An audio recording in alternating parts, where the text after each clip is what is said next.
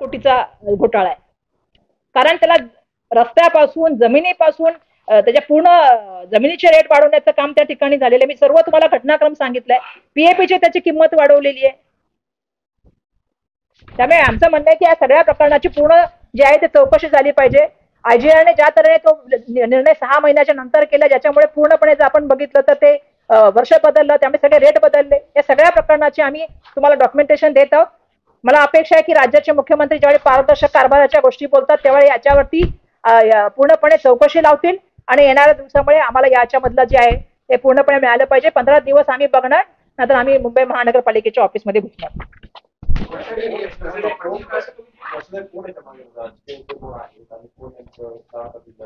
आता 23 पासून मी नाव तर मगाशी घेतलं डीबी रियालिटी, याने आता नवीन नावाने हा प्रोजेक्ट टाकलेला आहे. मी सांगितलं ना मगाशी, मला सांगितलं मगाशी वाटतं मी.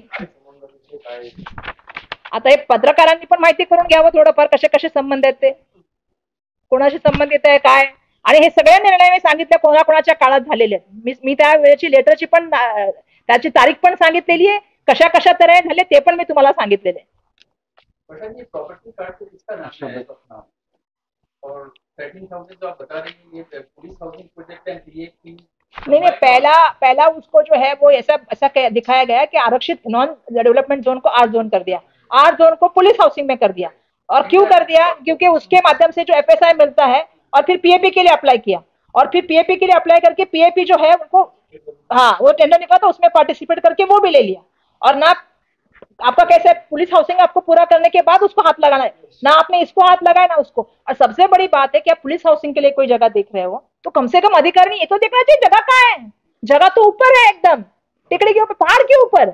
हाँ, उसके साथ साथ वहां जाने का रास्ता नहीं है, वहां कोई मूलभूत सुविधा नहीं, इको सेंसिटिव जोन है आपको मालूम है संजय गांधी नेशनल पार्क का. तो फिर ऐसे समय में आपने जगह चुनी क्यों? और आपने इतना बड़ा प्रोजेक्ट दे दिया. रास्ता भी उसको बोला कंडीशन था, वो रास्ते की भी कंडीशन कैंसिल कर दी. रास्ता भी वही मुंबई महानगर पालिका बना के दे रही है. ऐसा क्यों है? प्रॉपर्टी कार्ड पे बीएमसी का नाम उन्होंने ट्रांसफर किया है? नहीं किया है, नहीं किया है. वही तो बोल रही मैंने शाम लास्ट में मैंने वही बोला कि बिल्कुल नाम पे नहीं किया है. और फिर भी उसको क्यों इतना फायदा दिया? क्रेडिट नोट क्यों दिया? क्रेडिट नोट कभी दिया क्रेडिट नोट का भी सब है. ये है क्रेडिट नोट का पेपर. हाँ, ये ले लीजिए. 2 बार दिया है, 2 बार. हाँ, उसके बाद ही मिल सकता है, लेकिन वो भी किया नहीं है. लेकिन उसको दिया है पैसा लगभग 1000 करोड़. तो वो पैसा किसका है? मुंबईकर का है, वो वापस ले लीजिए. इतना आप किसको मदद करते जा रहे हैं?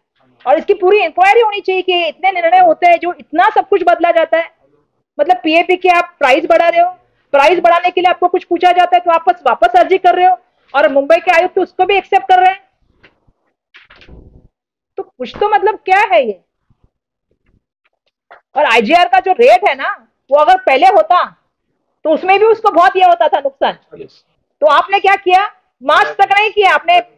नहीं, हाँ, तो बाद में किया उन्होंने अप्रैल के बाद. हाँ, जबकि रखना तो पुराने रेट से करना था. नहीं, आप कैलकुलेशन एजीआर से कौन सा रेट पूछना चाहिए, उस वक्त का रेट, अप्लाई का रेट. हाँ, अप्लाई का रेट पूछना, उस टाइम का रेट. आपको वही देखना चाहिए ना जिस दिन अप्लाई किया. लेकिन आपने वो नहीं देखा. आपने क्या देखा? नया रेट, करंट रेट. नाही, आम्ही ह्याच्या संदर्भात सुद्धा आधी जाऊन आयुक्तांना भेटलेलो आहे. हा पूर्ण मुद्दा आम्ही लोकांना आयुक्तांकडे सांगितलेला आहे. म्हणून मी आज मुख्यमंत्र्यांना सांगितलेलं की ते पारदर्शक कारभाराच्या गोष्टी बोलतात, त्याचं एक उदाहरण तरी येऊ द्या. मागील काळात पण आम्ही तो एक मोठा महाघोटाळा दाखवला, त्याच्यावरती ऍक्शन तरी करा. आणि हे सगळे पैसे मुंबईकरांचे जे ह्या लोकांच्या अकाउंटमध्ये चाललेत.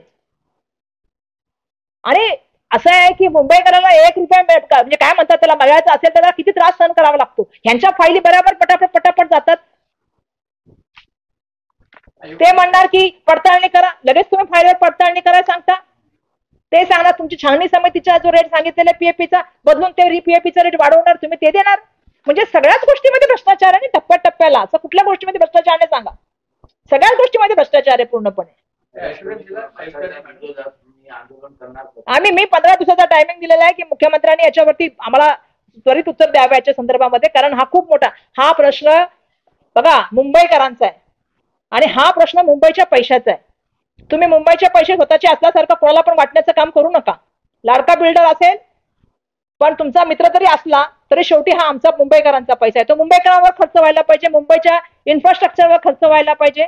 दुर्दैवाने तो न होता ह्यांना लाखो करोड रुपये जे आहेत ते हजारो करोड रुपये मिळतात आणि त्या ठिकाणी कुठलं काम सुरू होत नाही. जबाबदारी नाही आयुक्तांची, तिथल्या स्थानिक डीएमसीची जबाबदारी नव्हती.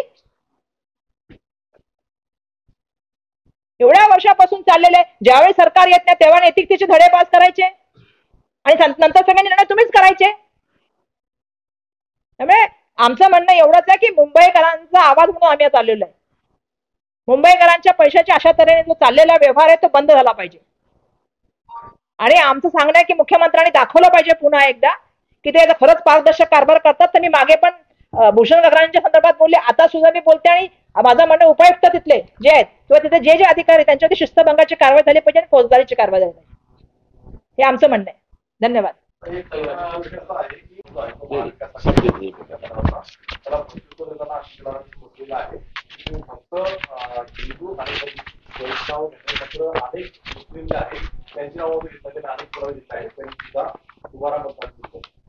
असं आहे की आशिष शेलारांचं धन्यवाद की त्यांनी एक्सेप्ट केलं की त्या ठिकाणी जे आहे दुबार वोट आहेत, वोटांमध्ये घोटाळा होतो. आता प्रत्येक गोष्टीला जातीय रंग दाखवण्याचा असलं तरी त्यांना ती सवय आहे, पण शेवटी मान्य केलं त्यांनी की हे पण आहे तर ह्याच्यामध्ये पण घोटाळा होतो किंवा ही पण नावं त्या ठिकाणी दुबार आलेली आहेत. त्यामुळे मला असं वाटतं की आशिष शेलार हे सिनियर मोस्ट मंत्री आहेत. मागील काळामध्ये मुंबई भाजपाचे ते अध्यक्ष होते, त्यांच्या शब्दाला वजन आहे. त्यांनी आपल्या पक्षाचे नेते देवेंद्र फडणवीस साहेब आणि देशाचे त्यांच्या पक्षाचे नेते नरेंद्र मोदी साहेबांना सुद्धा सांगावं की अशा तऱ्हेने मतदार याद्यामध्ये मोठे घोळ चाललेले आहेत.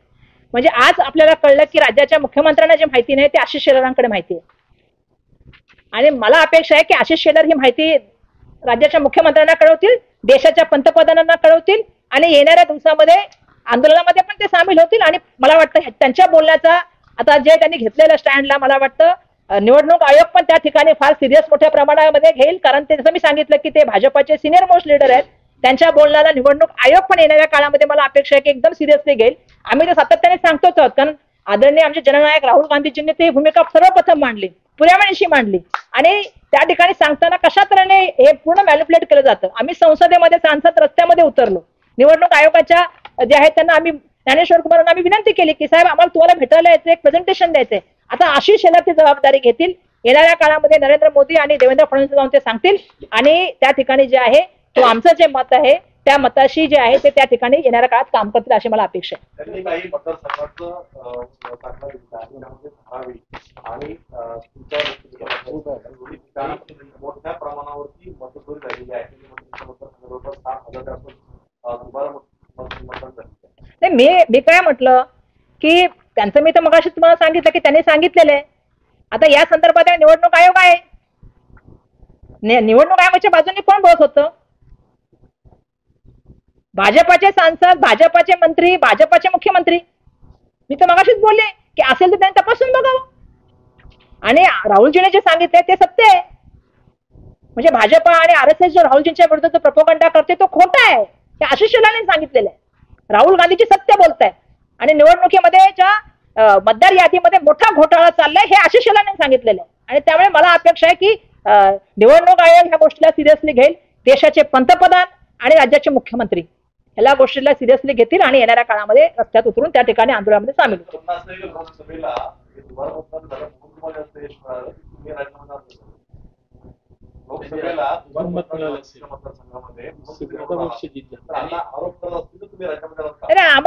मला तर वाटलं तुम्ही अजून जास्त मत निवडून येणार.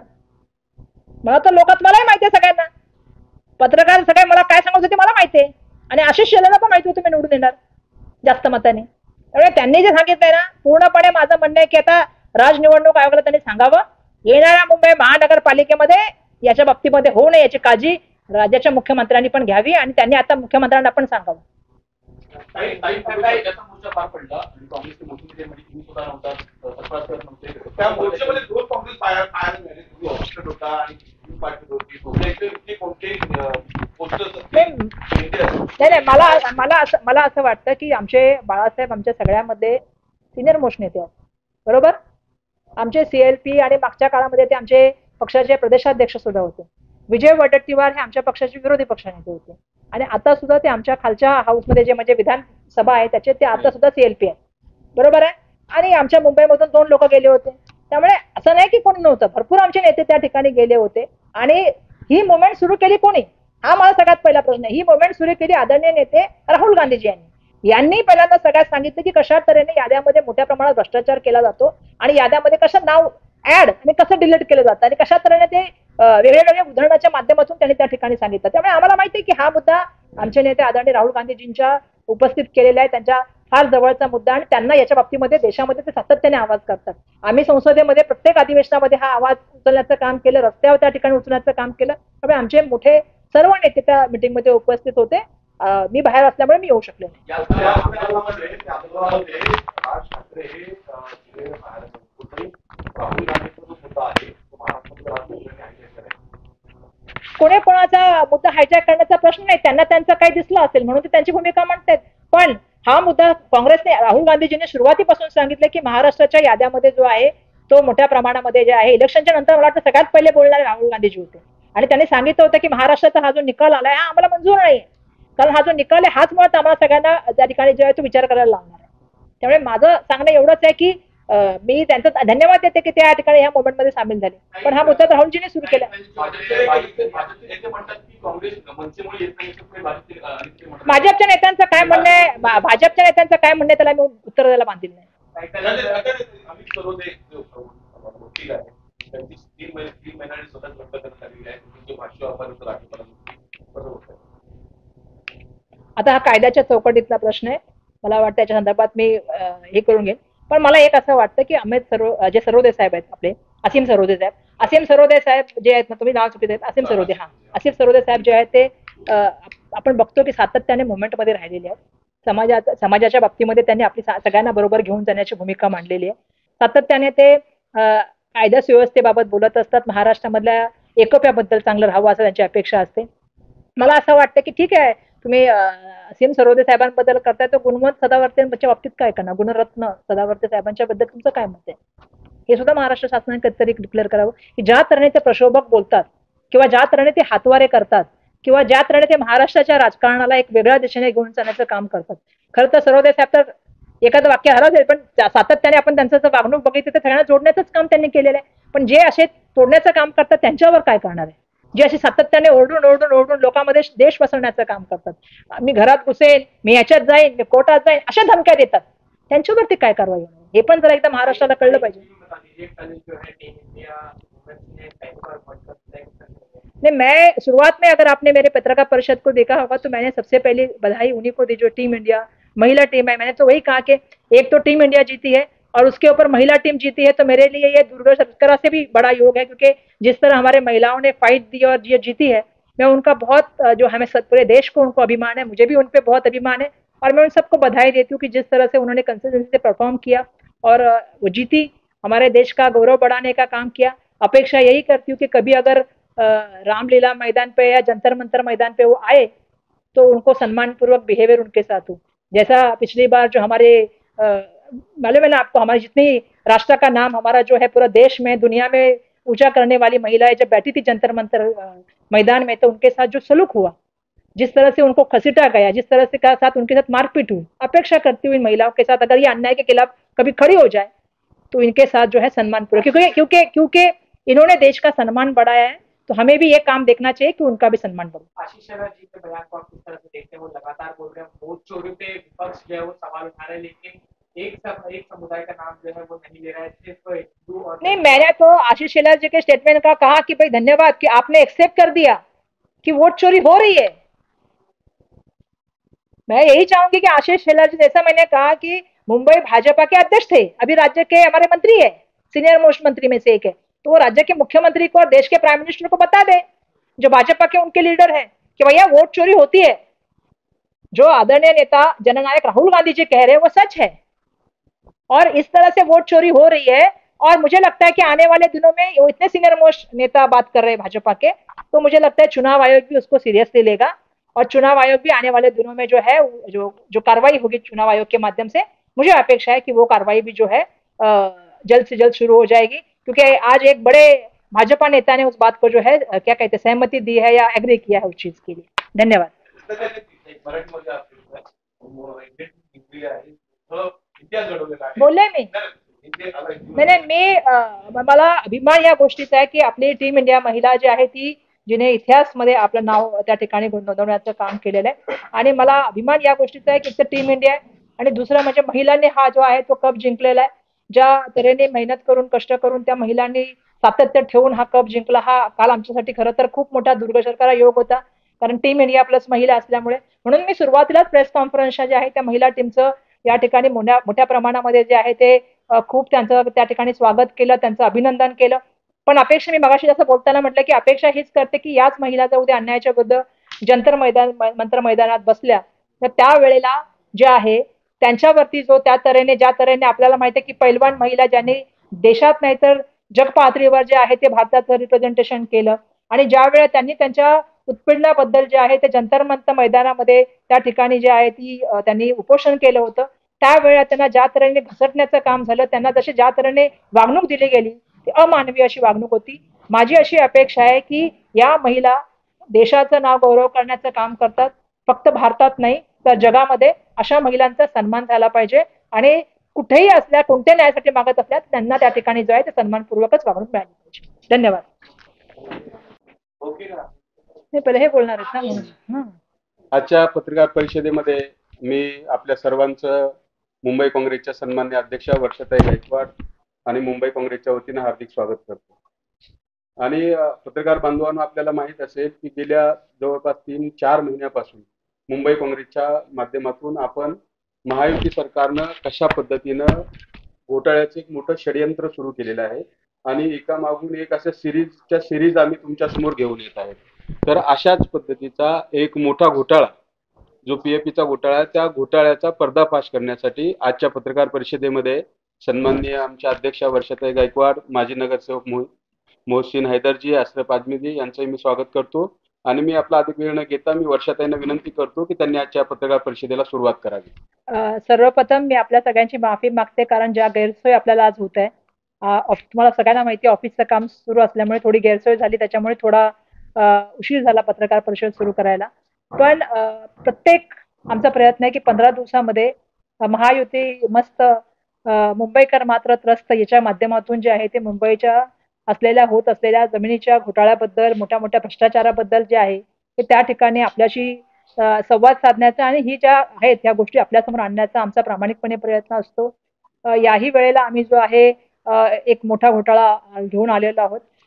मला वाटतं पीएपीचा सगळ्यात महाग घोटाळा म्हटलं तरी त्याला काही वावगं ठरू शकत नाही, असा हा महाग घोटाळा आम्ही तुमच्या सगळ्यांसमोर घेऊन आलेलो आहोत। पण त्याआधी मी सगळ्या महिलांना धन्यवाद देते, कारण क्रिकेट टीमने ज्या तऱ्हेने आपल्या महिलांनी यश संपादन केलंय हा आमच्यासाठी सुद्धा भारतीय म्हणून एक गौरवाचा तंत्र आहेच, पण त्या क्षणाबरोबरच महिलांनी हा वर्ल्ड कप जिंकल्यामुळे आम्हाला हा दुर्गशर्करा योग आहे आणि त्यामुळे मी त्यांचं मनापासून टीम इंडियाचं महिलांचं त्या ठिकाणी मनापासून अभिनंदन करते। आणि थोडे मला आज पेपर घ्यावे लागतील कारण खूप सारे विषय असल्यामुळे आणि तुम्हा लोकांना पण आम्ही काही ज्याच्या संदर्भातल्या डॉक्युमेंटेशन आहे तर तुम्हाला आम्ही थोड्या वेळामध्ये जे आहे त्या डॉक्युमेंटेशन तुम्हाला आम्ही देण्याचं काम करू। पण हा घोटाळ्याची सुरुवातच मुळात अशी झालेली आहे की नो डेव्हलपमेंट झोन पासून लाडक्या बिल्डरला जो आहे तो 5,000 कोटीचा जॅकपॉट देण्यापर्यंतचा हा फार मोठा घोटाळा आहे आणि मला वाटतं मुंबईच्या इतिहासामधला, जसं मी मगाशी तुम्हाला सांगितलं, एक मोठा पीएपी घोटाळा आहे आणि भाजपाच्या पुन्हा एकदा किंवा महायुतीच्या बिल्डर राजाची कारस्थाने या ठिकाणी उघड करण्यासाठी आम्ही ही आज ही पत्रकार परिषद घेतलेली आहे।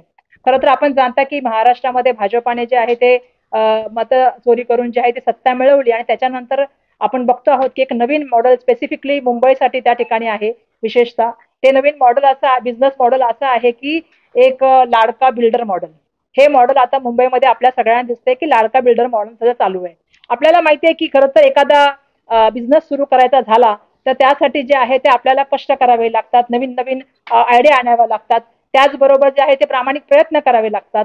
पण आता आपण बघितलंय की या महाभ्रष्ट राजवटीमध्ये हे काही करण्याची गरज नाही। तुम्हाला 2 मार्ग आहेत।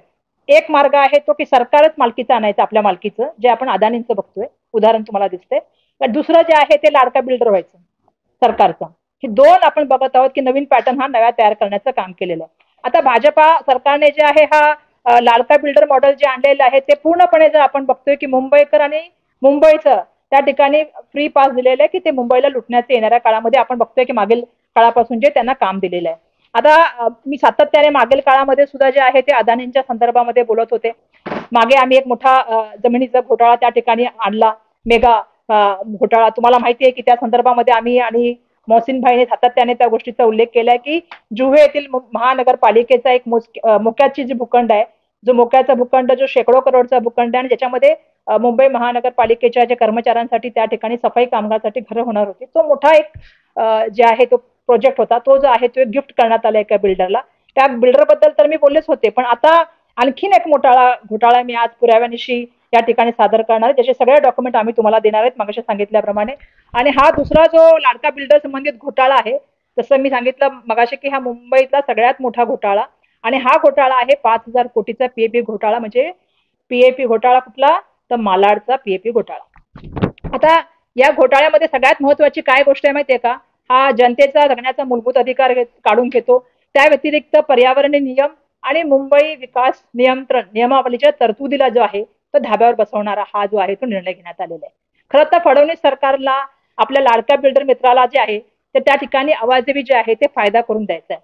म्हणून हा केवळ भ्रष्टाचार नाही, तर ही मुंबईची उघडपणे चाललेली लूट आहे आणि मुंबईकरांनी या संदर्भामध्ये माहिती असलं पाहिजे आणि मुंबईकरांच्या विरोधाचा हा गुन्हा आहे असं मला या ठिकाणी सगळ्यांना सांगायचं आहे. या घोटाळ्यामध्ये आपण जर बघितलं असेल तर मूलतः नो डेव्हलपमेंट झोन म्हणून ह्याला जे आहे ते चिन्हित करण्यात आलं. हा संजय गांधी राष्ट्रीय उद्यानाला लागून असलेला हा आहे. बघितलं तर राष्ट्रीय उद्यान जे आहे त्यामुळे हा इको सेन्सिटिव्ह झोन मध्ये येतो, हे आपल्या सगळ्यांना माहिती आहे. तो कसा कागदोपत्री फेरबदल करून त्याची वर्गीकरण करून आणि संगनमताने या बिल्डर मित्राला एक सोन्याची खाण त्या ठिकाणी देण्याचं काम केलेलं आहे, हे आज आम्ही उघड करत आहोत. मला या सांगायला पाहिजे की पुन्हा एकदा भाजपा सरकार आणि त्यांच्या नियमावली बीएमसीच्या यंत्रणेचा एकच धर्म झालाय की या बिल्डर मित्रांना कशा तऱ्हेने मदत करता येईल आणि या माध्यमातून मुंबईचा कसा विनाश करण्याचं काम चाललेलं आहे हे आम्ही सांगत आहोत. आता सगळ्यात महत्वाचा प्रश्न आहे की या संदर्भामध्ये भाजपाची एक दांभिक भूमिका तुम्हाला मला सांगायची की भाजपाने सत्तेबाहेर असताना महानगरपालिकेच्या पीएपी धोरणाला हत्यार बनवलं होतं आणि त्यांचे एक तुम्हाला माहिती आहे की एक वॉशिंग मशीन क्लिनरचं त्यांचे एक साथी भूमिका असते. वॉशिंग मशीनचे जे क्लिनरचे ऑपरेटर होते मेन किंवा सिरियर ऍक्युजर होते आमचे एक राजकीय जे आहे तुम्हाला माहिती आहे डॉक्टर किरीट सोमयाजी यांचा मी इथे उल्लेख करू इच्छिते. त्यांनी बेछूट त्यावेळी आरोप करायला केले आणि त्यांनी आरोप करून सगळ्याला जे आहे ते नैतिकतेचे त्या ठिकाणी धडे शिकवण्याचं काम केलं. आता पुढे त्याच्यानंतर काय झालं, हे सत्तेमध्ये येण्यापूर्वी नैतिकतेचे धडे देण्याचं काम केलं. पण जसे सत्तेमध्ये आल्यानंतर आपण जर बघितलं तर फडणवीस सरकारने हा पूर्ण पीएपी धोरणाला वाकून त्या ठिकाणी पूर्णपणे त्याचा गैरवापर करून आपल्या लाडक्या बिल्डरला जे आहे ते हजारो करोड रुपयाचं या ठिकाणी लाभ मिळवून दिलेला आहे. आणि मला हेच सांगायचं की हे जनतेचं सरकार नाहीये, हे जे सरकार आहे हे मित्रांचं सरकार आहे. लूट, बूट, सूट आणि आता नवीन आले की झूटचं सरकार म्हणून याच्याकडे बघितलं गेलं पाहिजे. मला सांगायला पाहिजे आपल्या सगळ्यांना की आपल्या सर्वांच्या सुविधा मालाडची जी जमीन आहे ती जसं मी सांगितलं की संजय गांधी राष्ट्रीय उद्यानच्या लगतची डोंगराळ भागात आहे आणि या क्षेत्र जर तुम्ही बघाल याचं तर क्षेत्र आहे 8.71 लाख चौरस फुटाचं. हा भूखंड या ठिकाणी हा महाघोटाळा रचला गेलेला आहे आणि हा बिल्डर कोणाला फायदा या ठिकाणी दिला गेलेला आहे कोट्यावधी रुपयाचा, तर त्या लाडक्या बिल्डरचं नाव आहे डीबी रियालिटी, ज्याला आता स्वतःचं नाव बदलून नवीन ठेवलेलं आहे वेलियर इस्टेट प्रायव्हेट लिमिटेड कंपनी. हे नवीन नाव त्याने ठेवलेलं आहे आता नवीन. पण जर आपण बघितलं की मुंबईचा नवीन विकास आराखडा DCPR किती 2034 हे जर तुम्ही बघितलं तर 8 मे 2018 रोजी मंजूर झालेला आहे हा DCPR. ठीक आहे, सरकारी दस्तऐवज आता हे सगळे महत्वाचे डॉक्युमेंट आम्ही तुमच्या समोर सादर करतोय. सरकारी दस्तऐवजानुसार या आराखड्यात हा भूखंड नॉन डेव्हलपमेंट झोन म्हणून दर्शवण्यात आलेला आहे. ठीक आहे, कागदपत्रामधूनही दिसून येते की या भूखंडावर कोणताही ऍक्सेस रस्ता नाही. ठीक आहे, आणि हा जो परिसर आहे हा काय म्हणतात त्याला उंचीवरती आहे, डोंगराळ भागात आहे आणि त्या ठिकाणी कुठल्याही तऱ्हेच्या मूलभूत सुविधा नाहीत असा हा भूखंड आहे. याशिवाय मला सांगायचं आहे तुम्हाला की DCPR 2034 नुसार हा भूखंड बहुधा संजय गांधीच्या जो आहे उद्यानाच्या पर्यावरण सर्वेक्षण क्षेत्रात म्हणजे इको सेन्सिटिव्ह झोन मध्ये येतो. म्हणजेच या ठिकाणी जैविक वैविध्यता आहे आणि वन्यजीवांच्या संरक्षणासंदर्भामध्ये विविध त्या ठिकाणी आहे. राष्ट्रीय उद्यानाभोवती ठेवलेल्या पर्यावरण बफर झोनच्या निर्देशाबाबत सुद्धा हा भूखंड बाधित असू शकतो. आमचं म्हणणं आहे की हा बाधित होत आहे. आता सगळ्यात महत्वाची गोष्ट आहे की महाघोटाळ्याचा पहिला टप्पा आपण बोलूया. आता महाघोटाळ्याचा पहिला टप्पा काय, जसं मी तुम्हाला मगाशी सांगितलं की बिल्डर मित्राला लाभ देण्यासाठी पहिल्यांदा NDZ म्हणजे नॉन डेव्हलपमेंट झोन ते रेसिडेन्शियल झोन मध्ये रूपांतर करण्यात आलं. 12 मे 2023 रोजी फडणवीस सरकारने एकच आदेशाने हा चमत्कार घडवला आणि काय केलं, ज्या ठिकाणी नॉन डेव्हलपमेंट झोन होती ती जमीन पूर्णपणे रेसिडेन्शियल झोन म्हणून वर्गीकरण करण्यात आली. आणि या जादू फेरबदलामुळे काय झालं, भूखंडामध्ये आता याला पोलीस हाऊसिंग म्हणून आरक्षित करण्याचा निर्णय करण्यात आला. पण लक्षात घ्या, ही टेकडीची जागा आहे, पर्यावरणाशी संवेदनशील जागा आहे, रस्त्याचा इथे एक्सेस नाहीये, कोणत्याही मूलभूत सुविधांचं त्या ठिकाणी जे आहे ते काही व्यवस्थापन नाहीये, तरी अचानक ही जागा पोलीस हाऊसिंग आरक्षित रहिवासी क्षेत्र म्हणून का दाखवण्यात आली, हा आमचा त्या ठिकाणी प्रश्न आहे. तर यामागे तर्क आहे. काय तर्क आहे ते एकच उत्तर यायचं की हे सगळं DB रियालिटीला लिमिटेड कंपनीला जे आहे त्यांना लाडक्या बिल्डरसाठी केलं. 1991चा तुम्ही जर विकास आराखडा बघितलात तर त्यात सुद्धा ही जमीन जी आहे ते नॉन डेव्हलपमेंट झोन मध्येच त्या ठिकाणी असल्याचं नमूद करण्यात आलेलं आहे. मग आता हा फायदा दुसऱ्या टप्प्यामध्ये कसा करण्यात आला, यांच्यासाठी एकतर ते आरझोन मध्ये आणलं, नंतर काय केलं दुसऱ्या टप्प्यामध्ये फायदा काय केला, त्या ठिकाणी काय रस्ता न बांधता मंजुरी मिळवली आणि त्याचबरोबर अट मोडली आणि जनतेचा पैसा खर्च केला. आता तो कसा तुम्ही खालीप्रमाणे सांगते तुम्हाला. आर झोन मध्ये रूपांतर केलं नॉन डेव्हलपमेंट झोनचं. आर झोन मध्ये रूपांतरची मंजुरी मिळते वक्तनं एक अट ठेवण्यात आल्या होत्या. त्या अट अशी होती त्यावेळी ठेवण्यात आल्या होत्या की बिल्डरने आधी हा रस्ता बांधावा आणि दुसरी अट ठेवण्यात आलेली की जमीन जसं मी सांगितलं इको सेन्सिटिव्ह झोन मध्ये क्षेत्रात आहे किंवा नाही याची NOC घेऊन यावी, नाही याची NOC घेऊन यावी. बरोबर आहे. हा, म्हणजे 2 कंडिशन ठेवण्यात आल्या होत्या. एक कंडिशन की बिल्डरने आधी याचा रस्ता बांधावा आणि दुसरी कंडिशन अशी ठेवली होती की इको सेन्सिटिव्ह झोन मध्ये ही जागा नाही आहे, अशा 2 NOC त्यांनी घेऊन आणल्या पाहिजेत.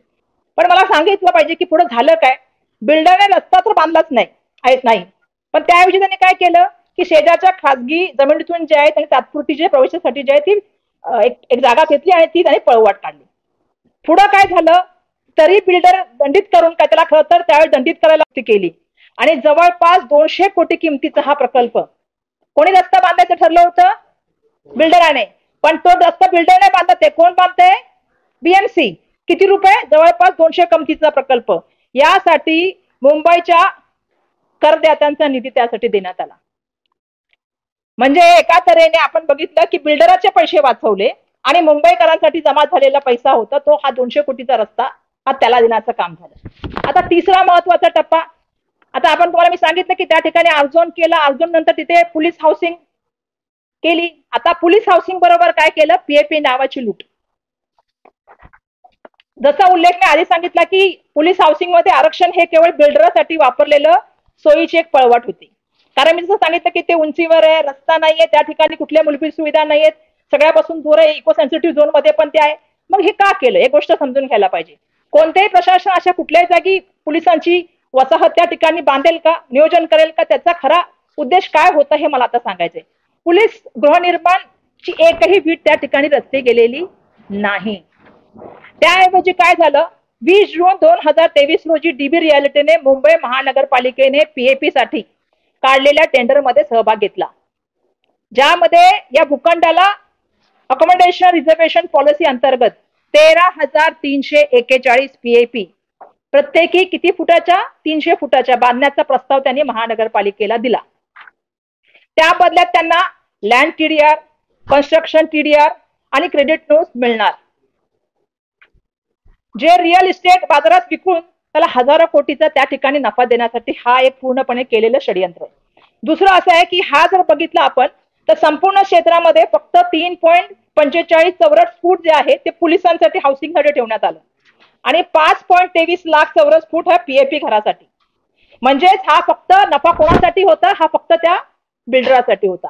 आता नियमानुसार बघितलं जर तुम्ही एखाद्या तर आरक्षित भूखंडावर म्हणजे अकोमोडेशनसाठी रिझर्व्ह मध्ये एक पॉलिसी आहे.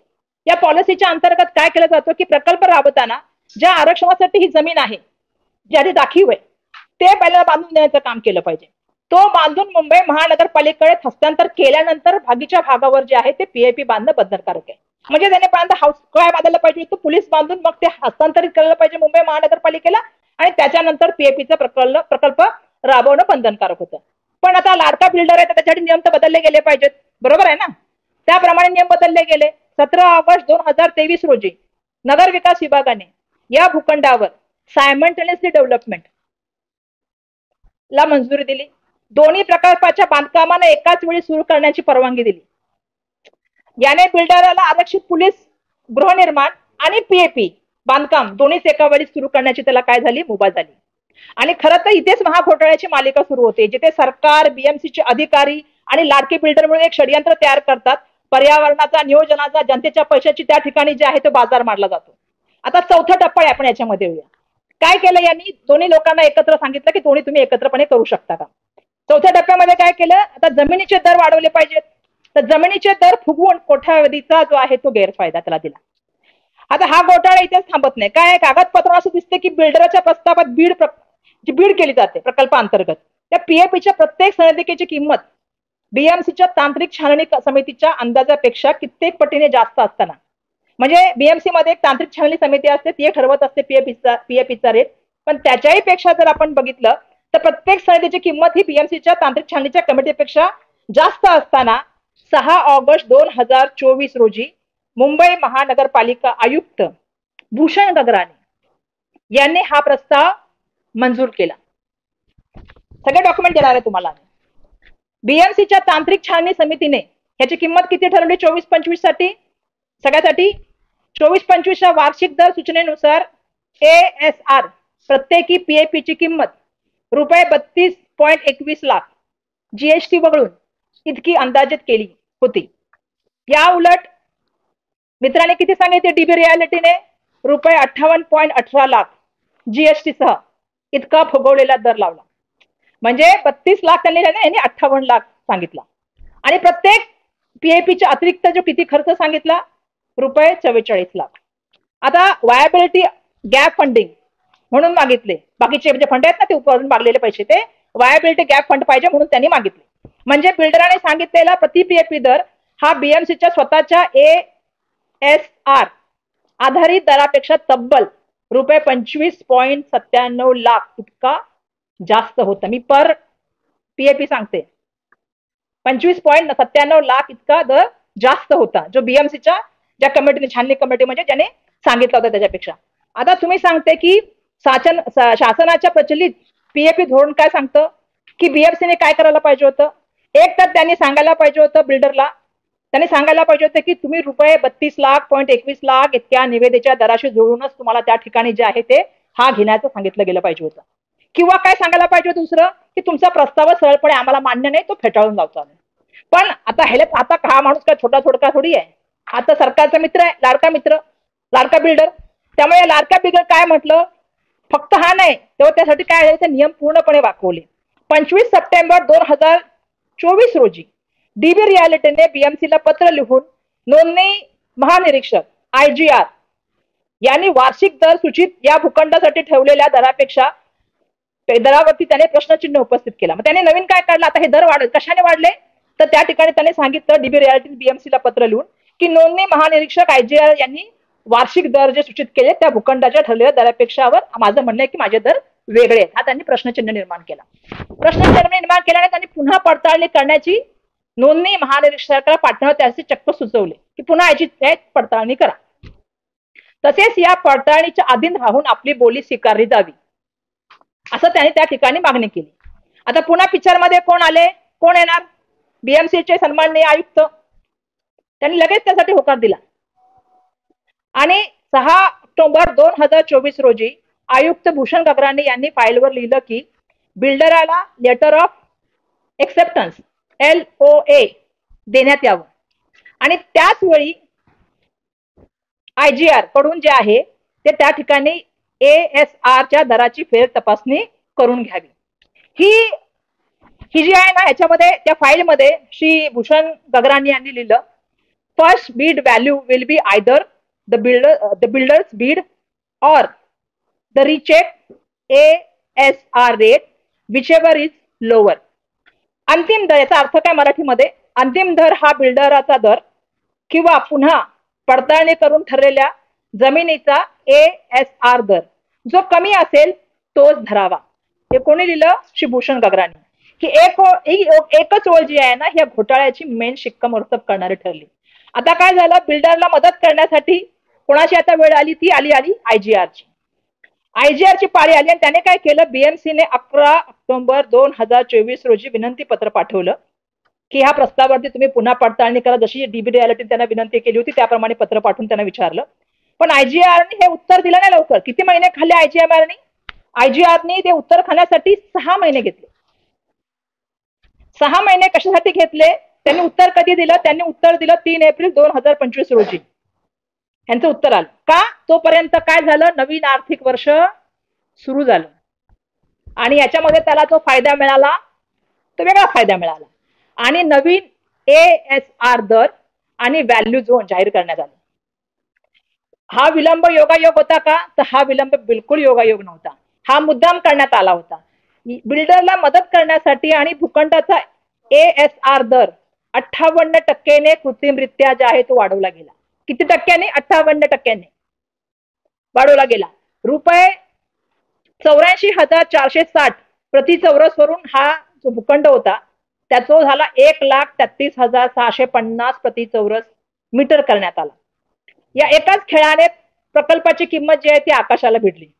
तुम्ही जर बघाल तर बिल्डरला क्रेडिट नोटच्या रूपात मिळणारा प्रीमियम VGF वाढून रुपये 4,299.45 कोटीवरून हा पुन्हा जो मिळणारा होता तो वाढून आता किती मिळाला? 4,741.20 कोटीवर पोहोचला.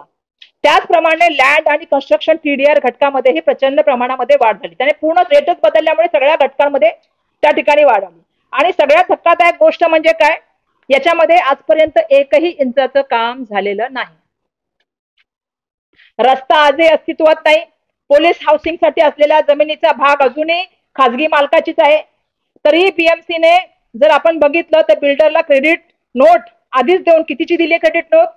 रुपये 948.24 कोटीची देऊन टाकले आणि त्याचबरोबर त्याला 10.44 चौरस फूटची लँड जी आहे ती सपोर्ट करण्यात आली. म्हणजे त्याला जमीन पण दिली, त्याला क्रेडिट नोटचे पैसे पण दिले, त्याला जो रेट आला त्याचा रेट पण वाढवला, त्याच्या PAPचा रेट आला तो PAPचा रेट पण वाढवला. सगळं त्याच्या जे चालतं ना. आजही तिथे एक PAPचं घर सुद्धा उभारलेलं नाही. त्यामुळे इतका लाडक्या बिल्डरला हजारो कोटीची काय एवढी मदत केली सरकारने? हा आमचा या ठिकाणी महत्वाचा प्रश्न आहे. आणि इतकंच नाही तर जे PRC म्हणजे प्रॉपर्टी कार्डमध्ये BMCच्या नावे नोंद होण्यापूर्वीच या बिल्डरने अतिरिक्त प्रीमियम रक्कम देण्याची सुद्धा मागणी केलेली आहे. ती सुद्धा मान्य केली. म्हणजे काय मला कळत नाही की एवढं याच्यासाठी का मदत करण्याचं काम करण्याचं झालेलं आहे. आता या घोटाळ्याचं फक्त आता इथेच थांबत नाही. येणाऱ्या काळामध्ये इथे एक माहोल तयार होते की काय, हा सुद्धा एक प्रश्न आहे. आणि वन्य जीवनाच्या नियमाकडे पूर्णपणे जे आहे ते या ठिकाणी दुर्लक्ष करण्याचं काम झालेलं आहे. आणि म्हणून ज्या ठिकाणी 13,347 PAP बांधली जाणार आहे तिथे मूलभूत सुविधांची नाही आहे. जसं मी सांगितलं की इको सेन्सिटिव्ह झोन आहे. पायाभूत सुविधांची अपुरी असताना सुद्धा त्या ठिकाणी एवढ्या मोठ्या प्रमाणामध्ये जे आहे ते लोकांचा का त्या ठिकाणी संख्या वाढवली जाते, हा आमचा त्या ठिकाणी सगळ्यात महत्वाचा प्रश्न आहे. याच्या व्यतिरिक्त आहे की राष्ट्रीय वन्यजीवन मंडळाच्या NBWL स्टँडिंग कमिटीने जे आहे ते डिसेंबर 2024च्या बैठकीत स्पष्ट निर्णय दिला होता की झोनल मास्टर प्लॅनला मान्यता मिळेपर्यंत इको सेन्सिटिव्ह झोन मध्ये क्षेत्रात कोणत्याही प्रकल्पाला मंजुरी देण्यात येऊ नये. मग असं असताना हा प्रकल्प कसा काय झाला, हा आमचा प्रश्न आहे. याच्या व्यतिरिक्त आम्ही जे प्रश्न मांडतोय ते हे आहे की जसं मी तुम्हाला सांगितलं की झोनल प्लॅन अजूनपर्यंत याचा तयार झालेला नाहीये आणि असं असताना सुद्धा हा प्रकल्पाला मंजुरी कशी दिली, या संदर्भामध्ये जे कमिटीची परवानगी घेतली आहे का, जो इको सेन्सिटिव्ह झोन आहे त्याच्या संदर्भामध्ये कमिटीची परवानगी घेतली आहे का. आणि या व्यतिरिक्त हा प्रकल्प जो आहे तो NBWLच्या निर्देशाने सर्वोच्च न्यायालयाच्या जे इको सेन्सिटिव्ह झोनच्या आदेशाचं पूर्णपणे जे आहे ते उल्लंघन करतो. तर हा माणसांच्या त्याचबरोबर वन्य प्राणी जीवाच्या सुद्धा अस्तित्वाशी खेळ आहे का, हा आमचा त्या ठिकाणी महत्वाचे आरोप आहेत. या व्यतिरिक्त आपण जर बघाल तर याला जे आहे किती महत्वाची लूट देण्याचं काम झालंय बघा. या प्रकल्पासाठी जे आहे ते प्रोजेक्ट ऑफ व्हायटल इम्पॉर्टन्स असा दर्जा दिला आणि त्यामुळे बीएमसीने या बिल्डरला जवळपास बांधकाम शुल्क, प्रीमियम, चार्जेस मधून सूट दिली. उदाहरणार्थ fungible FSI, open space efficiency premium, विकास शुल्क, स्क्रुटिनी फ्री, CFO आणि PCO फ्री इन्फ्रास्ट्रक्चर चार्जेस वगैरे. म्हणजे याला एकूण 11 विविध शुल्कामधून जे आहे ते सवलत देण्यात आलेली आहे. यामुळे पालिकेचा जवळपास 100 कोटी रुपयाचा जो आहे तो वसुली त्या ठिकाणी जो आहे तो तोट्यात झालेला आहे. अशा परिस्थितीमध्ये मला कळलं नाही की एकही वीट सुद्धा त्या ठिकाणी काम झालेलं नाहीये, काही रस्ता काही नाहीये. अशा वेळेला जो तो लँड TDR आणि ती जी नोट दिली क्रेडिट नोट याच्या माध्यमातून 1000 कोटी तुम्ही त्याला का दिले, हा माझा प्रश्न आहे. त्यांना त्या खिशात का दिला? अशा प्रकल्पामध्ये अजून झालंच नाही काम सुरू. त्यामुळे मला असं वाटतं की याची बाबतीमध्ये रस्ता नाही, PAP नाही, कुठल्याही तऱ्हेचं काम नाहीये. मग आमच्या आज मागण्या आहेत की पूर्णपणे हा मालाड PAPचा जो प्रकल्प आहे तो तात्काळ रद्दबातल केला पाहिजे. आणि याच्यामध्ये जे जे अधिकारी आहेत, मग आयुक्तांपासून DMC पासून सगळे अधिकारी आहेत, या सगळ्यांची न्यायालयीन चौकशी व्हायला पाहिजे. आणि त्याचबरोबर बिल्डरला दिलेल्या सर्व क्रेडिट नोट्स आणि लँड TDRची पूर्णपणे वसुली केली गेली पाहिजे. हा मुंबईकरांचा पैसा आहे, हा कोणत्या पार्टीचा फंड नाहीये ना, सरकारच्याकडून आलेला आहे. हा मुंबईकरांच्या घामातून कष्टातून आलेला टॅक्स रुपये पैसा आहे जो त्याला 1000 कोटी दिले. त्याने एक काम केलेलं नाही, रस्ता केलेला नाही, PAP बांधलेलं नाही, सगळं त्याला फ्री मध्ये करून सुद्धा हा पुन्हा त्याला एक फायदा दिलेला आहे. तर ते पैसे पुन्हा मला म्हणणं आहे की ते पूर्णपणे जे त्याची वसुली केली गेली पाहिजे. या पूर्ण प्रकरणाची एक उच्चस्तरीय आमचं म्हणणं आहे की पूर्ण चौकशी केली गेली पाहिजे आणि ती कालबद्ध पद्धतीने गेली पाहिजे. आणि जसं मी मगाशी सांगितलं की इथे असलेल्या सर्व अधिकारी जे जे याच्यामध्ये सामील असतील त्यांच्यावरती शिस्तभंगाची आणि त्या ठिकाणी फौजदारी कारवाई झाली पाहिजे. ही मागणी आम्ही या माध्यमातून आपल्या सगळ्यांसमोर करत आहोत. धन्यवाद.